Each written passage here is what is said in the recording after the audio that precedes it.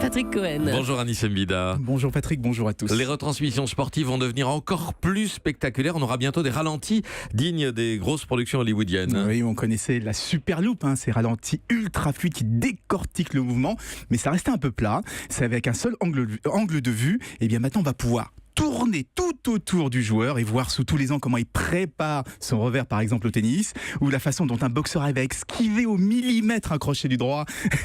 Donc on aura des ralentis à 360 degrés, exactement comme dans le film Matrix. On vous a mis quelques exemples sur europe1.fr, mais on va pas l'utiliser uniquement pour les ralentis. Comme la technologie permet aussi de se positionner à n'importe quel endroit du terrain, eh bien, on pourra regarder exactement où l'on veut, même s'il n'y a pas de caméra à cet endroit. Et ça intéresse beaucoup l'arbitrage vidéo. Comment on fait pour voir là où il n'y a pas de caméra ? Eh bien, ça fonctionne en mettant une cinquantaine de caméras, là, cette fois, mais tout autour du terrain. Des caméras avec plusieurs objectifs, des objectifs qui voient de près, qui voient de loin et des objectifs grand angle.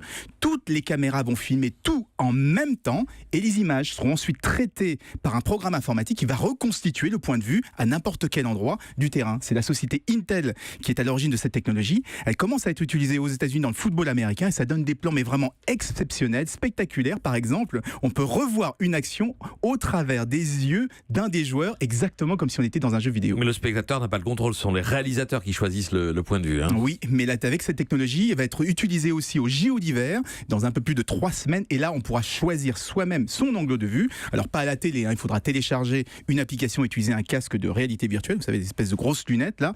Mais c'est le futur des retransmissions sportives. Les diffuseurs paient tellement cher leurs droits sportifs qu'ils essaient de nous en mettre plein la vue pour qu'on s'abonne à leur service. Merci à vous Anis Mbida.